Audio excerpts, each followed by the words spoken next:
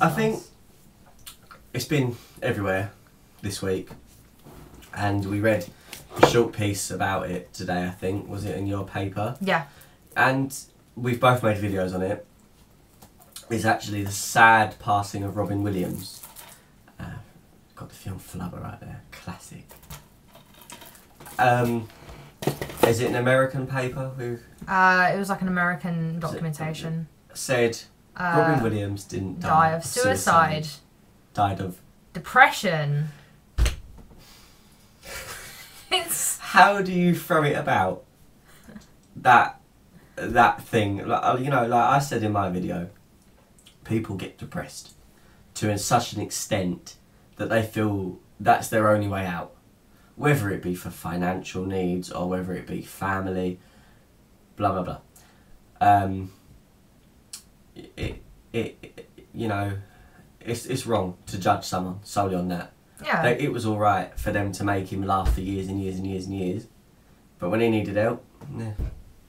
It's just like, you know, it's just one of those issues where a lot of people aren't exposed to suicide. No. So it rarely happens to someone that's young. You don't realise it until it happens to you. Exactly. You see it all around you. Yeah, you see it everywhere, and once you've had that experience, it kind of makes you a lot more... I'm not saying that everyone else... I'm saying everyone has their pain and stuff, but there's suicide, which is just... There's such a violent death behind it. Violent deaths aren't to be taken that lightly. No. Like, for instance, I'm going to be personal here. The photo behind us just here is my ex-boyfriend, which killed himself. So that was when I was 17. So that Exactly. that's suicide there. And everyone's like, oh, why did he... Oh, I didn't know he was depressed. He was so happy. He wasn't happy. Not on the outside, you have a shell. Yeah, when he personally spoke to me, he personally wanted to kill himself. And Exactly. I stopped him from killing himself a few times when he had the gun there. And everyone was like, but he was so happy. It's just this ignorance which I really get irritated with. I mean, you find it's really people who perform as well. Yeah. They are especially comedians and musicians. Music and comedy are their way out of what they really feel. You know, you can take a lot of singers, for example, not committed suicide but overdose. Whitney Houston, you know, such a, you know, amazing voice, but such a sad person, you know. And I'm sure as well Michael Jackson was a very sad person. Michael Jackson, yeah. You know, so... With Amy Winehouse, we have Peaches Geldof. Even down to Elvis Presley. Yeah. All them years ago, you know. It's sad, it's unfortunate, but comedians-wise, you know, you had an old comedian, Tommy Cooper, who actually died on stage. He didn't commit suicide, but he was depressed. You know, he liked to drink.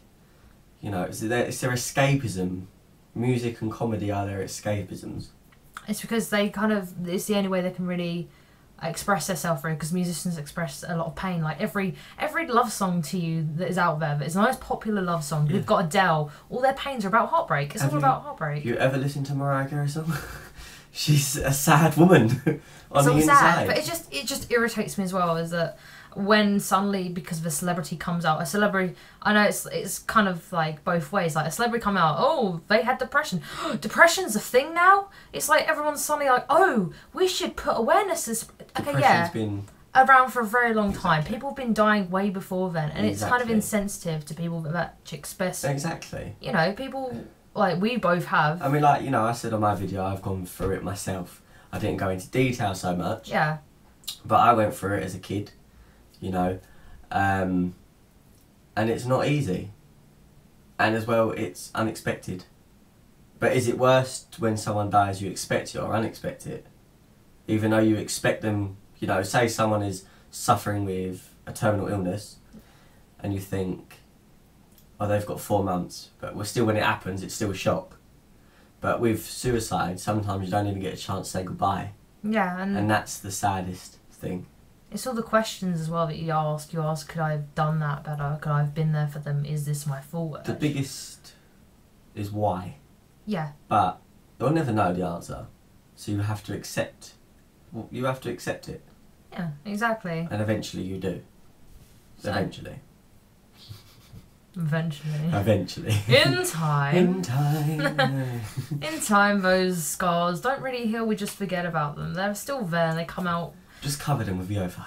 Yeah, cover them with VO5 and hair products. That would do. Exactly. And alcohol. And alcohol. We don't advise you to drink. Drinking is terrible. But if you do, make sure it's champagne. Have a bit of class.